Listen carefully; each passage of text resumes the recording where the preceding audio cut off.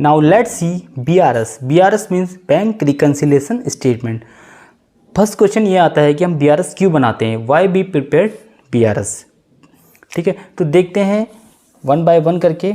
सबसे पहले क्या है, बैंक रिकन्सिलेशन स्टेटमेंट। देखो बैंक रिकन्सिलेशन स्टेटमेंट का मतलब क्या होता है कि हम कैश बुक और पासबुक के बैलेंस को मैच करने के लिए हम क्या बनाते हैं, BRS। तो देखो रिकन्साइल का मतलब है, रिकन्सिलेशन का मतलब क्या होता है, मैच करना। क्या करना, मैच करना या फिर टैली करना। ओके, टैली करना क्या, कैश बुक और पासबुक के बैलेंस को, कैश बुक और पासबुक के बैलेंस को हम क्या करते हैं, टैली करते हैं। बैलेंस को हम क्या करते हैं, टैली करते हैं या फिर मैच करते हैं। और मैच करने के लिए हमें क्या बनाता है, टैली करने के लिए हमें क्या बनाना पड़ता है, BRS। क्या बनाना पड़ता है, BRS यानी बैंक रिकन्सिलेशन स्टेटमेंट। अब देखो यहाँ पर कैश बुक के अकॉर्डिंग बैलेंस कुछ और आता है, पासबुक के अकॉर्डिंग बैलेंस कुछ और आता है। अब देखो कैश बुक कौन बनाता है, बिजनेसमैन। कैश बुक कौन बनाएगा, बिजनेसमैन। और पासबुक कौन बनाता है यहाँ पे, बैंक वाले। तो ड्यू टू सम रीजन यहाँ का जो बैलेंस है, कैश बुक का बैलेंस कुछ और आएगा और पासबुक का कुछ और आएगा। तो इसी बैलेंस को मैच करने के लिए हमें क्या बनाना पड़ता है, BRS। ठीक है, अब देखते हैं एग्जाम्पल। यहाँ पे देखो मैं एक समझा देता हूँ। जैसे ये वो आपकी कैश बुक है और एक तरफ पासबुक है। आपके अकाउंट में आपने सपोज आपके अकाउंट में 10,000 बैलेंस यहाँ पे भी है और यहाँ पे भी 10,000 बैलेंस। यानी आपके अकॉर्डिंग, यानी कैश बुक के अकॉर्डिंग, बिजनेसमैन के अकॉर्डिंग कैश बुक में बैलेंस कितना है, 10,000। और बैंक के अकॉर्डिंग पासबुक में बैलेंस कितना है, 10,000। पहले से ही बैलेंस इतना डिपॉजिट है। आपने 5,000 रुपीज़ और जमा कर दिए। तो 5,000 जब जमा करें तो 5,000 अपनी कैश बुक में आप ऐड कर दोगे तो कितना हो जाएगा, 15,000। और यहाँ पे भी आपका 5,000 ऐड हो जाएगा क्योंकि आपने बैंक में डिपॉजिट कर दिए। ठीक है, फिर आपने प्लस 4,000 और जमा कर दिए। तो 4,000 जब और जमा करें तो कितने हो गए, 19,000 प्लस कर दिए। तो यहाँ पे भी 19,000।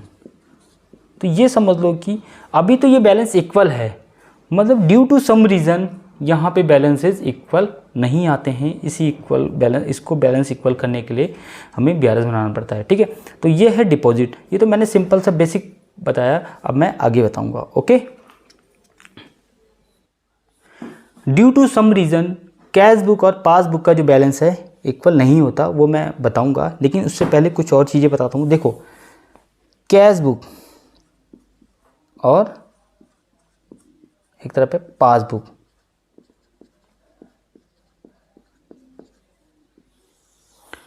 अब ये ध्यान रखना कि कैश बुक में जो पॉजिटिव बैलेंस होता है वो डेबिट होता है और नेगेटिव बैलेंस क्या होता है, क्रेडिट होता है। तो मैं बोलूँ कैश बुक का डेबिट बैलेंस क्या होता है, पॉजिटिव, यानी कि फेवरेबल बैलेंस। क्या बोलते हैं उसे, फेवरेबल बैलेंस।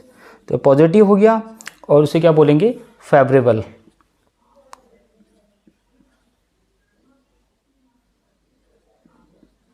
Favourable balance. और कैश बुक का नेगेटिव बैलेंस क्या होगा, क्रेडिट, यानी कि माइनस होगा, उसे बोलते हैं अनफेवरेबल। क्या बोलेंगे, अनफेवरेबल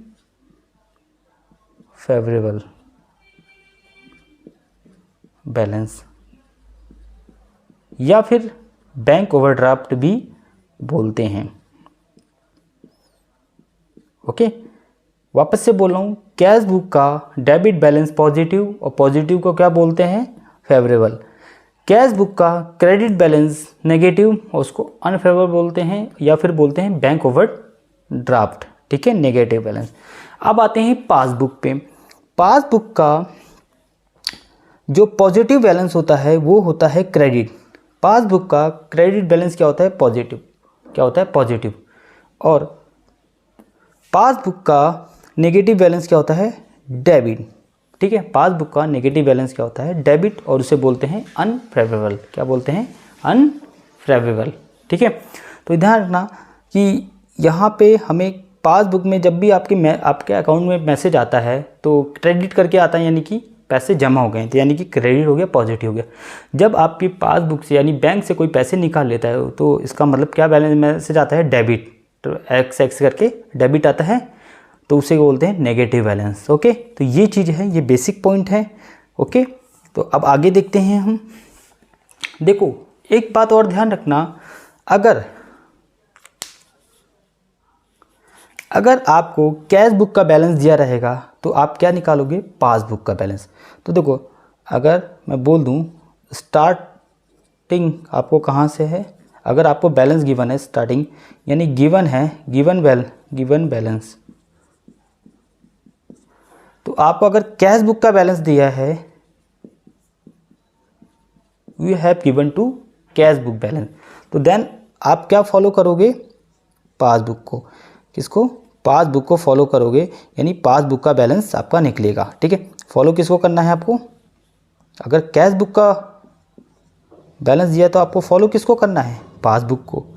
और अगर आपको पासबुक को बैलेंस दिया है, अगर क्वेश्चन में पासबुक का बैलेंस दिया है तो आपको फॉलो किसको करना है, कैश बुक को।